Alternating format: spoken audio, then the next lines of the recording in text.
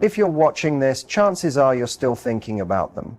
You're still replaying old messages, still wondering what really happened, still checking their social media, hoping maybe they'll reach out first. But here's the hard truth. They're not coming back. Not the way you're hoping. Not unless you completely shift the energy. Right now, your ex isn't missing you. They feel relaxed. They think they're in control. Maybe they even believe you'll keep chasing them. But what if I told you there's a way to turn the tables completely and make them regret ever walking away? This isn't about pleading. It's not about sending some long emotional message at 2 o'clock in the morning. It's not even about getting closure. This is about psychology, power, control, and attraction. Because here's something no one really tells you. Exes don't come back because you convince them. They come back because they feel like they lost something that mattered. And that's where you come in.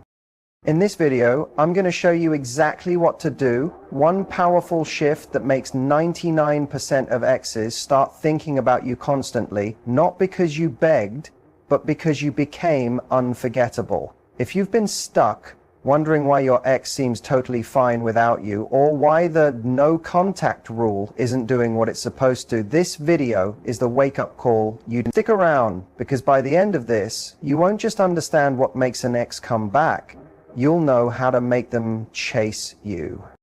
Let's be honest for a second. If your ex hasn't reached out yet, it's not because they forgot you. It's not because they've truly moved on, no matter how perfect their social media might look. And it's definitely not because they've stopped caring completely. The truth is way more complicated and honestly, more painful to accept. Your ex isn't reaching out because they don't need to. They're in a place of emotional ease and control. They might be curious about you. They may still think of you now and then.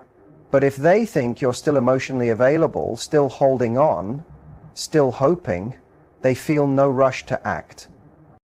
In their mind, they've got all the time in the world. They think they have the power. They assume that if they ever wanted to come back, you'd be waiting. That belief is like a safety net. It gives them the freedom to date other people, to heal on their timeline, to explore without worrying they might lose you completely. That's why silence doesn't always mean they don't care. A lot of the time, it just means their ego is still in control. Many people believe that if someone really loved them, they'd come running back. But real emotional distance doesn't always happen overnight. Your ex might still care. But those feelings are buried deep under pride, guilt, confusion, or maybe even some bitterness. Sometimes, the silence is just a way to keep control or avoid their own emotional chaos. And here's the part that really stings. Your ex is probably watching from a distance, quietly. They might be asking mutual friends about you, watching your stories, or even scrolling through your old pictures. But as long as you seem stuck, as long as you act like you're still hanging on, they'll stay quiet. Not because they don't care, but because they feel safe doing so.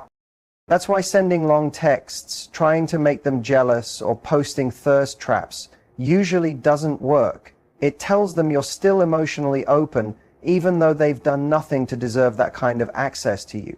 And let me say this clearly, if someone doesn't have to work for your attention, they won't value it. So if you're stuck waiting for that message, checking your phone all the time, hoping for a simple hey, or I've been thinking about you, you need to realize that their silence doesn't mean it's over. It just means your next move has to disrupt their expectations. And don't worry, we're almost there. In just a few moments, I'm going to tell you the one move that makes 99% of exes reach out. It's not a trick. It's not manipulation. It's a small but powerful shift that rewires how they think about you. And when you do it, you'll stop being the one who's stuck. You'll become the one in control. So, what's this one move that turns everything around? What's the change that makes almost every ex stop in their tracks, wonder what's going on, and question if they made a huge mistake? It sounds simple, but it takes real inner work. You stop trying to get them back, fully. And I don't mean pretending. I mean truly and completely letting go of the idea of fixing things, and instead, focusing that energy entirely on yourself. Here's why this is so powerful. When you stop trying, you stop feeding their ego. You no longer confirm their quiet belief that they still have access to you, that they're still wanted, that they're in control. Without that ongoing validation, a gap begins to form. That gap feels uncomfortable, and discomfort leads to uncertainty. And guess what drives curiosity, attraction, and even obsession? Uncertainty. Human psychology is fascinating. We don't desire what's easily given. We crave what's unclear, what's unpredictable, what feels just out of reach. When your ex senses that you're really letting go, not faking it, not posting fake healing quotes while secretly hoping they call, but genuinely pulling away, it shifts everything. Suddenly, you're not easy to read. You're not reacting the way they expect. You're not liking their photos, sending random messages, or keeping the door open. That silence, it starts to hit differently. It starts to feel real, and that scares them. Here's the truth. People don't chase what they already have. They chase what they feel is slipping away. And when your ex starts to feel that change, when they realize they're not the center of your thoughts anymore, that you're growing, glowing, and evolving without them, it hits hard. That's when the memories rush back. That's when they look at your page more often. That's when they start asking around. That's when you get that "Hey stranger" message at 1 a.m. But this only works if it's real. If you're doing it just to get a reaction, they'll pick up on it. There has to be something genuine behind the shift. And honestly, this isn't just about making them feel regret. It's about getting back in touch with your own worth. It's about remembering that you were never meant to beg for someone's love or convince them of your value. The second you stop trying to bring them back is when the whole game changes. Not because you gave up, but because you grew up. Once you stop being emotionally available, stop being predictable, and instead become mysterious and magnetic, they start to feel your absence deeply. That's when they reach out, not because you wanted them to, but because they can't help it.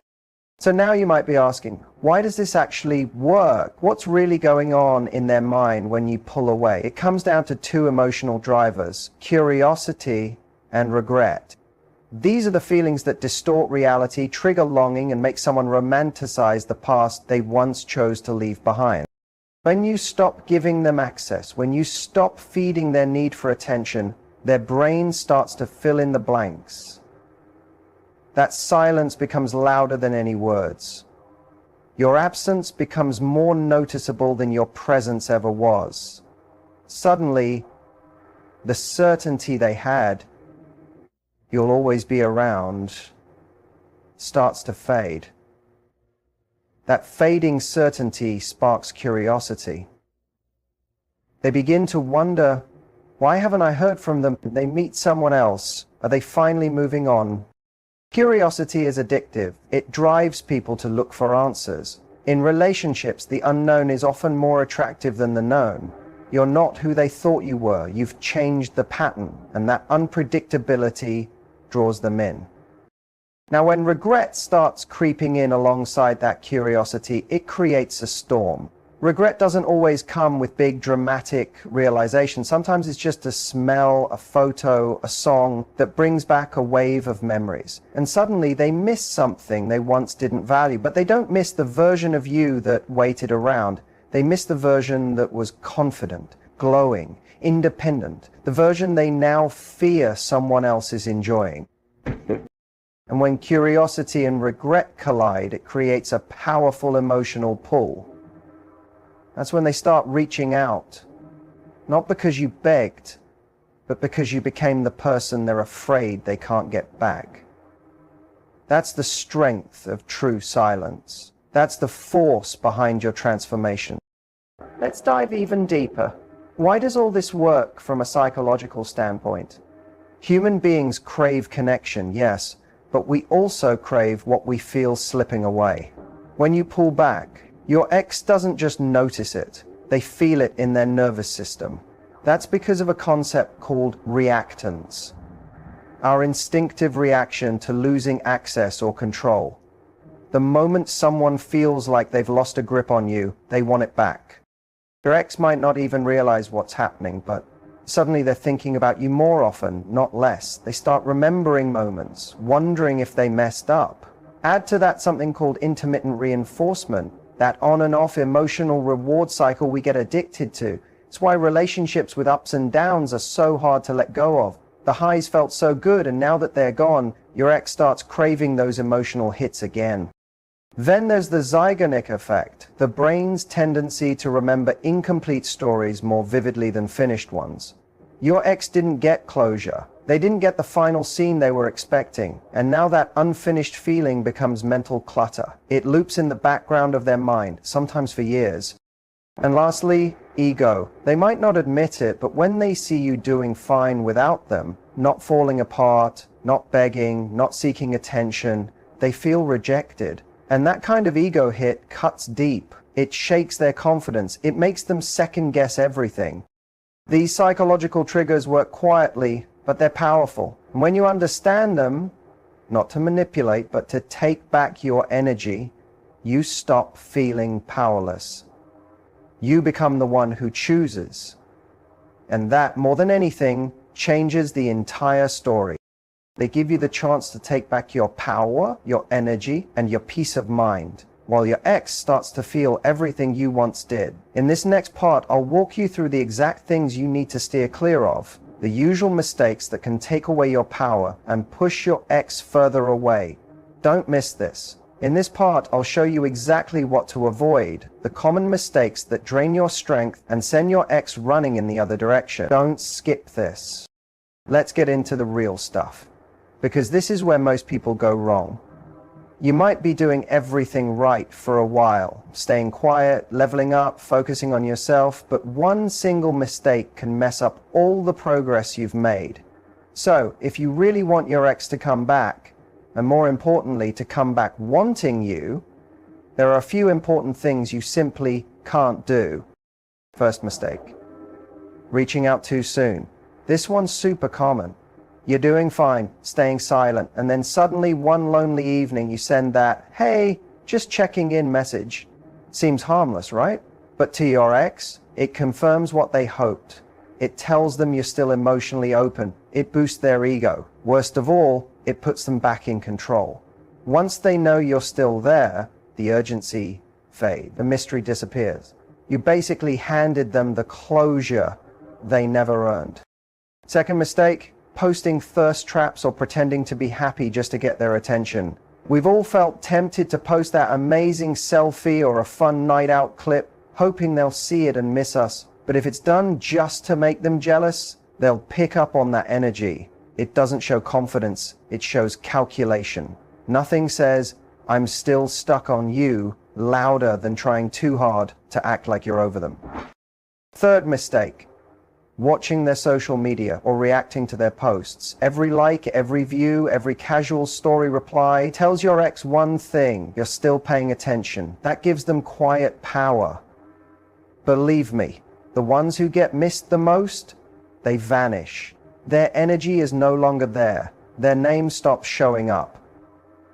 That's what creates an impact, not the heart emoji you think is no big deal. Fourth mistake: trying to be friends. This one is tricky because it sounds mature, but staying friends with someone you still care deeply about is emotional self-destruction. It lets them enjoy your connection without any responsibility, and often it ends with them moving on while you're stuck, clinging to scraps of attention. If your goal is to get them back, not to be their therapist or second option, then don't step into the friend zone. Fifth mistake: over-explaining your value. Maybe you sent a long message pouring out your feelings and listing all the reasons they shouldn't have walked away. But here's the truth: people don't return because of logic. They come back because they feel your absence, not because you made a strong case. If you have to explain your worth, they've already forgotten it. You show your value through silence, growth, and elevation, not long text. Final mistake: making your healing journey all about them. This one's sneaky but crucial. You say you're moving on, getting better, working on yourself, But deep down, it's all still for them. And that energy shows. Healing should be for you. Growth should be genuine. Because when it's real, it draws people in. But when it's for show, it becomes obvious. And your ex won't be drawn to someone who's still emotionally orbiting around them. Here's something most people won't tell you. Getting your ex back isn't about chasing, proving, or convincing. It's about becoming someone they barely recognize. Because the old version of you was available, predictable, maybe even a little too eager. But the new version, the one who stays silent, who doesn't beg, who doesn't compete, that version is rare. That version becomes the one they desire. So if you really want them to come back, stop trying to be seen. Stop becoming someone they can't ignore. Let me give you some real life proof, because theories are nice, but results matter. I've seen this work again and again, not just in some book or therapy session, but in the lives of real people like you. When they stopped chasing, when they stopped over-explaining, and made one powerful internal shift, everything began to change. Let's talk about Amanda. She was in a 3-year relationship with someone she thought was her forever person.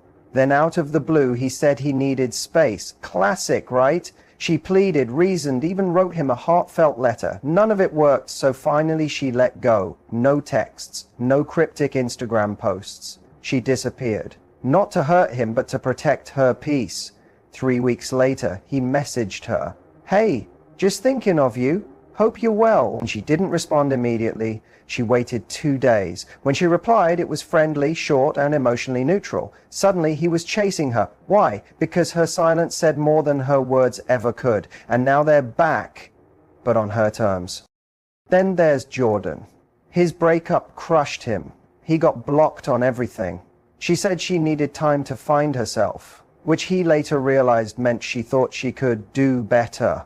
But instead of falling apart, he took a different path. He hit the gym, started going out, not to show off, but to reclaim who he was. He stopped checking her stories, stopped engaging with her friends, stopped posting to get her attention. 5 weeks later, she unblocked him, then watched all his stories, then liked an old photo. That same night, she texted, "Miss your vibe.